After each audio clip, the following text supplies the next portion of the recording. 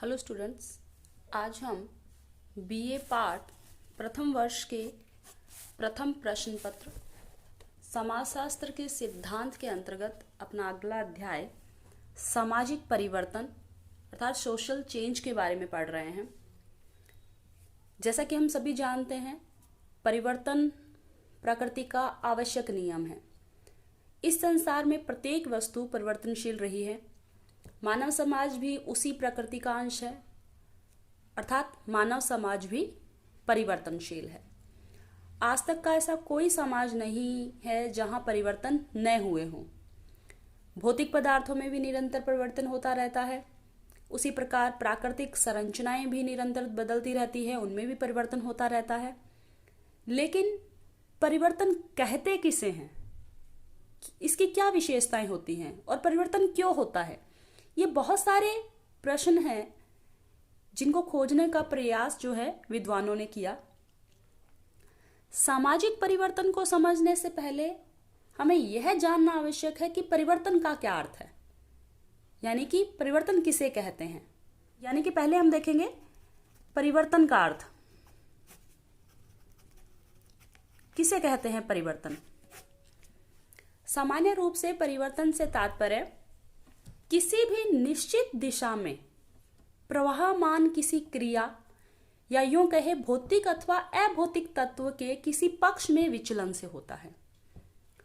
या इसे इस रूप में भी कह सकते हैं कि परिवर्तन का अर्थ किसी क्रिया या वस्तु की पूर्व स्थिति में बदलाव आना है। यानी कि किसी वस्तु में पहले किसी और रूप में पाया जाना उस वस्तु का, और बाद के समय में उस वस्तु में कुछ परिवर्तन आना, यानी कि उसका स्वरूप बदल जाना, उसको परिवर्तन कहते हैं।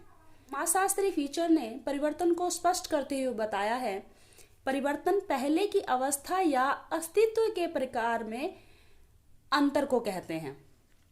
यानी कि परिवर्तन का जो संबंध है वो वस्तु, समय और भिन्नता से होता है। यानी कि परिवर्तन के घटक क्या है, किस आधार पर हम इसको समझ सकते हैं। इसके 3 घटक इसमें देखे गए हैं।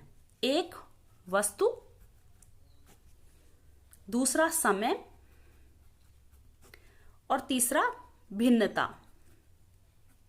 इस आधार पर हम परिवर्तन को, इन 3 घटकों के आधार पर हम परिवर्तन को भली भांति समझ सकते हैं। जिसके अंतर्गत सबसे पहले बात करें अगर वस्तु की, वस्तु से तात्पर्य यह है कि यदि यह कहा जाता है कि परिवर्तन आ रहा है तो यह भी स्पष्ट होना चाहिए कि परिवर्तन किस विषय या किस वस्तु में आ रहा है, क्योंकि बिना वस्तु को बताए हम परिवर्तन को नहीं बता सकते। यानी कि परिवर्तन के लिए वस्तु रूपी घटक का होना आवश्यक है। इसी प्रकार दूसरी बात आती है परिवर्तन के अर्थ के अंतर्गत समय की। समय का मतलब है कि परिवर्तन के लिए समय का अंतराल होना आवश्यक है। जैसे हम कहते हैं कि पहले के समय में और बाद के समय में, एक ही समय में परिवर्तन को हम नहीं समझ सकते।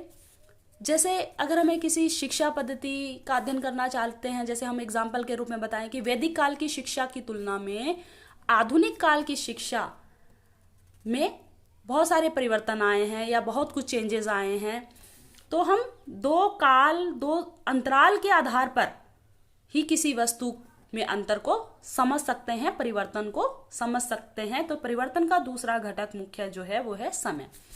इसी प्रकार परिवर्तन का तीसरा घटक है भिन्नता।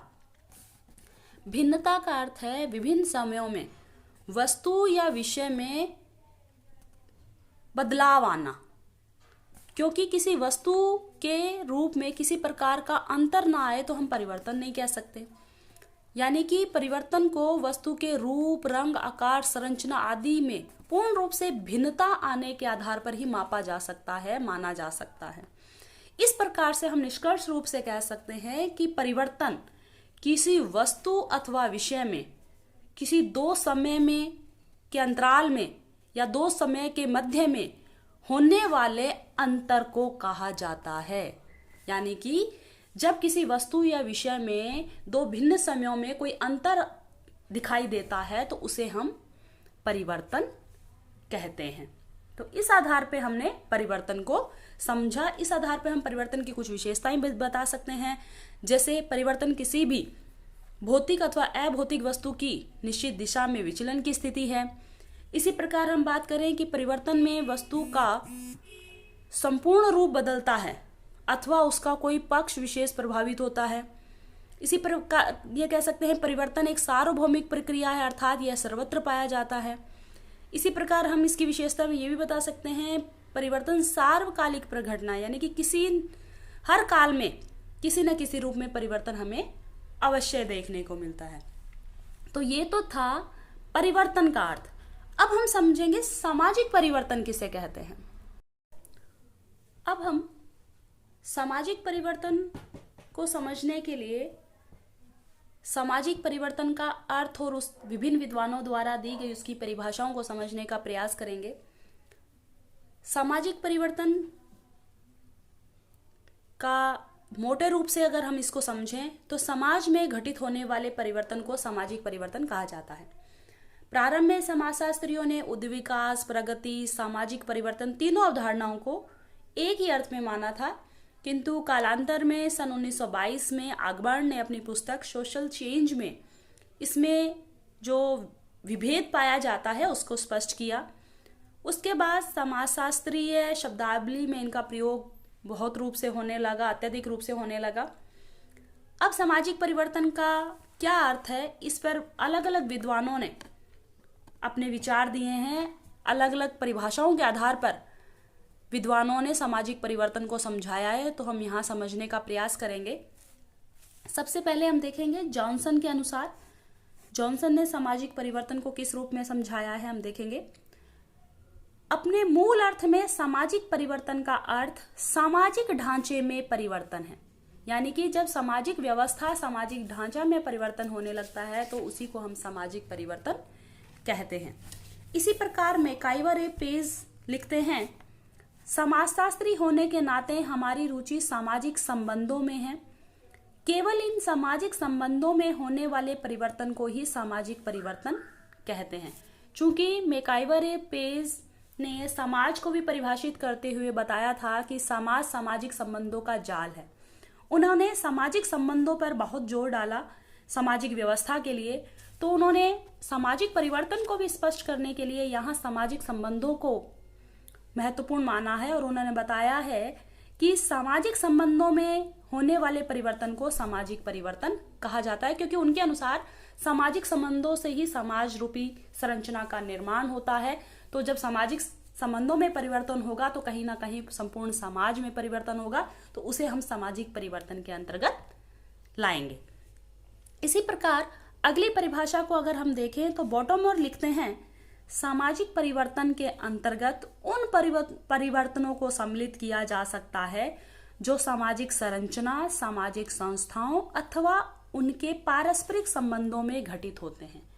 यानी कि जब हम देखें कि संपूर्ण हमारी जो सामाजिक संरचना है, हमारी सामाजिक संस्थाएं हैं, परिवार, व्यवहार, नातेदारी आदि जो संस्थाएं हैं, और उनमें जो उनके पारस्परिक संबंधों में जो परिवर्तन आता है, उन सभी परिवर्तनों को सम्मिलित रूप से हम सामाजिक परिवर्तन कह सकते हैं। या निष्कर्ष रूप में हम ये कहें कि सामाजिक परिवर्तन में वे सभी परिवर्तन सम्मिलित होते हैं जो मानवीय क्रियाओं, सामाजिक क्रियाओं, व्यवहारों, संस्थाओं, प्रथाओं, सामाजिक ढांचे अर्थात सामाजिक संगठन और समाज के आकारों में होते हैं। यानी कि संपूर्ण सामाजिक जो व्यवस्था हमारी है, जिसके अंतर्गत हमारी विभिन्न संस्थाएं हैं, विभिन्न संगठन हैं, विभिन्न हमारे प्रकार्य है, प्रथाएं हैं, रीति रिवाज है, इन सभी सम्मिलित रूप से इन व्यवस्था में जो परिवर्तन आता है उस परिवर्तन को हम सामाजिक परिवर्तन के अंतर्गत सम्मिलित करते हैं। तो स्टूडेंट, आज की क्लास में हमने सामाजिक परिवर्तन के अंतर्गत देखा कि पहले परिवर्तन किसे कहते हैं, और परिवर्तन के अंतर्गत हमने देखा कि किसी भी परिवर्तन को समझने के लिए उसके 3 घटक वस्तु, समय और भिन्नता के आधार पर हम परिवर्तन को समझ सकते हैं। उसके बाद हमने जाना कि सामाजिक परिवर्तन क्या है। तो सामाजिक व्यवस्था में होने वाले परिवर्तन को, या यूं कहे सामाजिक परिवर्तन में वे सभी परिवर्तन जो सामाजिक प्रक्रिया, व्यवहारों, प्रथाओं, सामाजिक ढांचों में जो परिवर्तन आते हैं, उन सम्मिलित परिवर्तन को हम सामाजिक परिवर्तन कहते हैं। तो इस तरह हमने सामाजिक परिवर्तन का अर्थ भी समझा। आज की क्लास में हम यहीं तक पढ़ेंगे। हम अपनी आगे की क्लास में सामाजिक परिवर्तन की विशेषताओं के बारे में जानेंगे।